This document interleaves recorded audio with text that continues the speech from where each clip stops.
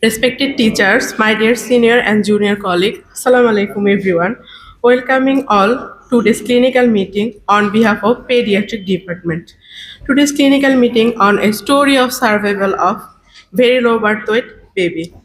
Today's session will be chaired by Associate Professor Dr. Kamru Jamal sir, Associate Professor Department of Pediatrics. Today's resource person are Professor Dr. M. Korim Khan sir, Professor of Pediatrics and Director of CBMCH, Professor ASM Ruhul Kudus sir, Professor and Head of the Department of Pediatrics CBMCH, and Professor Dr. Mizo Manzarul Haq sir, Professor of Pediatrics CBMCH. Today's speaker is Dr. Jannatul Shaila Sharmin Rupa, Assistant Registrar, Department of Pediatrics. Now, I would like to invite our chairperson, sir, along with resource person, come to the dais and conduct the rest of the session. Thank you. Good morning. Honorable Director Sir, respected teachers, my colleagues, beloved interns. Today, we are from the Department of Pediatrics. We are going to present a very interesting and common case. So I think you will be enjoy of today's session. Our speaker is Dr. Jannatul Shaila Sharmin Rupa. She is working as assistant registrar in the Department of Pediatrics. And she is the student of CB10 batch. She completed her MBBS from CBMCB in 2009, and she also completed her post-graduation diploma in child health from ICMH Matwail in 2017. Now I am requesting our speaker, Dr. Jannatul Shaila Sharmin Rupa, to deliver her presentation. Dr. Rupa, please.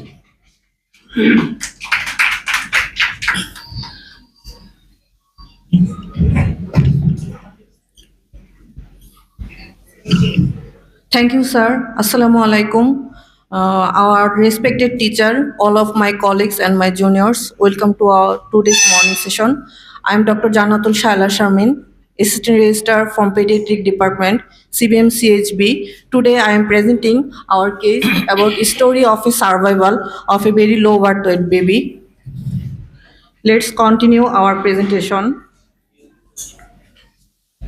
My patient, baby of Shorna, 15-minute age, male child, from Dhanikhala, Trishal, Mymensingh. Place of delivery was CBM CHB. Date of birth, 3rd November 2025. And date of admission and examination at the same date, 3rd November 2025. Informant was father. His presenting complaints, born before expected date with very low weight and respiratory distress since birth. History of present illness, mother Shorna, 20 years old, primary gravida without any bed obstetric history, with blood group O positive, was on regular antenatal checkup and immunized against tetanus. She had no history of pregnancy-induced hypertension, fever with rash, urinary tract infection, hypothyroidism, any other chronic illness, or taking any contraceptive. Her pregnancy period was uneventful up to 30 weeks of gestation. Then she developed leaking of membrane for 8 hours and got admitted in CBM CHB, our obstetric departments, and received conservative treatment with antibiotics. Ultrasonography of pregnancy profile revealed about 30 weeks of pregnancy, cephalic presentation of fetus. She did not get complete dose of antenatal corticosteroid. After few hours of admission, she developed labor pain and baby was delivered by BD. Apgar score were 7 by 10 and 7 by 10 respectively, first and 5th minute after birth. Baby was shifted to NICU with proper wrapping in the attendance lab with 2 liter per minute oxygen. Total transportation time was around 8 minutes. From birth history, antenatally, mother was on regular antenatal checkup and immunized against tetanus. Pregnancy period was uneventful up to 30 weeks. Then she developed leaking membrane and got admitted in CBM CHB and diagnosed as premature rupture of membrane with single fetus and received contraceptive care. Mother got single dose of antenatal corticosteroid. Ultrasonography of pregnancy profile revealed normal findings.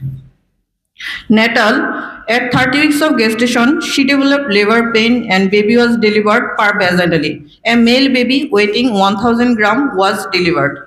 Postnatally, baby cried just after birth and shifted to NICU immediately after for further management. Feeding history not yet started. Immunization history not yet started. Socioeconomic history, baby belongs to middle income background, father is a shopkeeper and cultivates his own lands, mother is a housewife, annual family income approximately 3.5 lakh. Family history, he is first issue of non-consanguineous parents. On arrival, baby's color was pink with peripheral cyanosis while receiving 2 liter per minute oxygen with nasal cannula. Reflex activity were moderate. Capillary refilling time less than 3 seconds. Heart rate 130 beats per minute. Respiratory rate 68 breaths per minute with grunting respiration.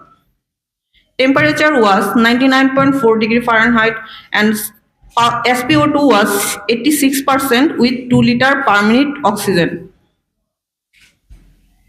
His fontanelle both were open and not bulged. Facial dysmorphism, no obvious facial dysmorphism. Skin survey were normal, genitalia male pattern, patent anus, normal back and spine, no congenital anomaly or no part trauma. CBG was 4.5 millimole per liter. On anthropometrically, his weight was 1000 gram, length was 36 centimeter and OFC 27 centimeter. And all are appropriate for gestational age. New Ballard scoring, we did a new Ballard score where his total score was 13, which corresponds to 28 to 30 gestational age, gestational weeks. Respiratory system examination. On inspection, respiratory rate was 60 breaths per minute with grunting respiration. Chest shape were normal, chest movement symmetrical, nasal flaring and chest retraction were present.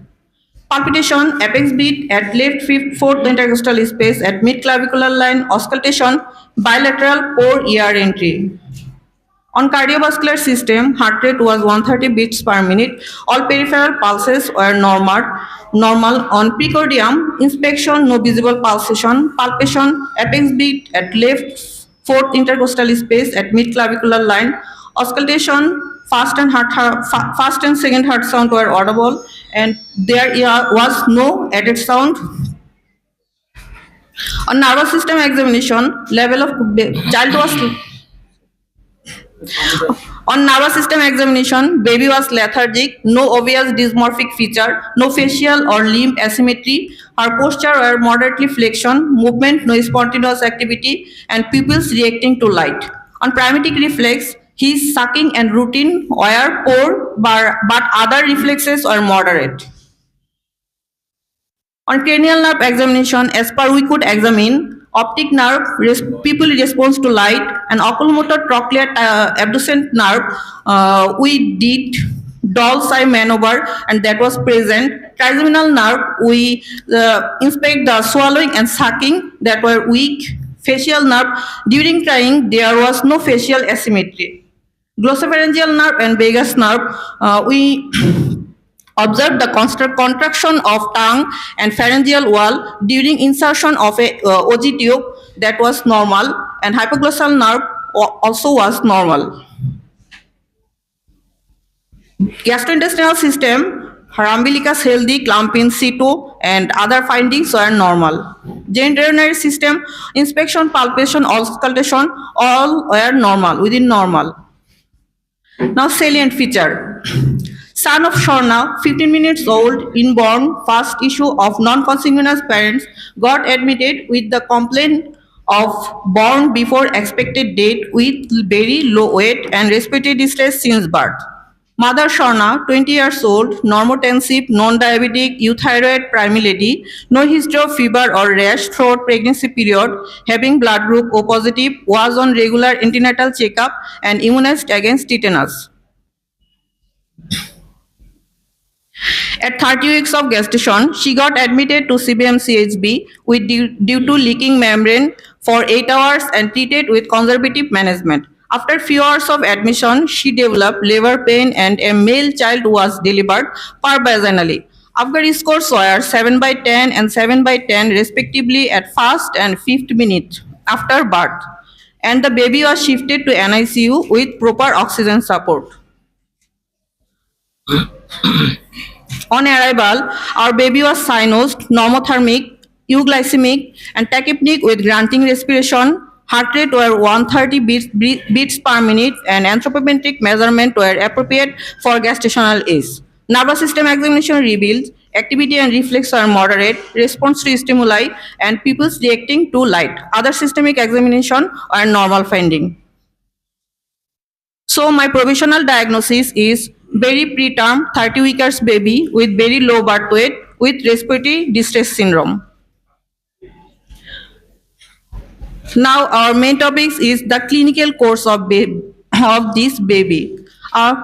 Sorry, there was another slide. That is our differential diagnosis.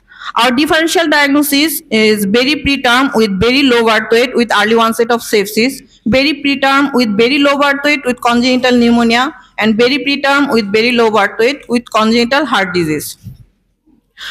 Now there is some investigation we did immediately, that is chest X-ray APView. Here shows the ground glass appearance and air bronchogram, and the lung field alveolar lung volume were reduced. And other investigation we did like serum CRP, serum calcium, CRP, blood grouping, RS typing A positive, CBC all were within normal limit.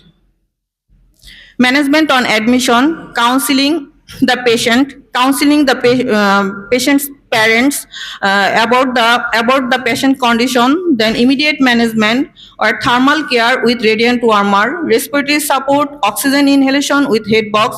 But as baby could not maintain SpO2, so we had to start CPAP just after half hour of admission. Management of fluid and nutrition, NPO and infusion 5% dextrose in aqua. Antibiotics, injection ceftazidime, injection amikacin. Supportive care, injection aminophylline in drip, injection calcium gluconate in drip, and injection vitamin K1 1 mg IM state, and monitoring of complication. Now the clinical course, that is after admission, we start CPAP and baby maintain his SpO2. So on third day, we start our child's OG feeding, that is 0.5 ml 4 hourly. He can tolerate it, so we have to increase the feeding as. Then on fourth day, baby become icteric and yellow discoloration up to abdomen. So we had to do some examination, investigation like serum bilirubin. Total bilirubin were 12.7 milligram per DL, where direct were 0.9 and indirect were 11.8, and serum CRP level also increased 27.7 milligram. So we had to start phototherapy and switch antibiotic from ceftazidime to meropen. On fifth day, we withdraw CPAP and start oxygen with head box. On sixth day, child's activity reflex become poor. So we did again some investigation, that is serum CRP level increased 63.5, CBC shows thrombocytopenia, serum calcium level decreased 7.9 milligram, and serum electrolyte are within normal. Then we had to start combination of meropenem and vancomycin and injection calcium gluconate in drip. On seventh day, this is my child. Abdomen was distended, and on NGT obstruction, there was altered secretion, activity reflex became poor, CRT was more than 3 seconds, and SpO2 91% with head box. Then we had to stop feeding and start metronidazole and esomeprazole, dopamine in drip, blood transfusion consecutive 2 times. 10th day, we try again a test feeding, but baby could not tolerate. On 12th day, we can again start OG feeding with 0.5 ml 4 hourly, then increase next day 0.5 ml 2 hourly, and then increase 1 ml 2 hourly, then increasing it 1 ml per day per hour onward. This is my baby when we first give the baby to mother's lap on 15th day. On 17th day, from 15th day to 17th day, we try to stop oxygen, but we could not.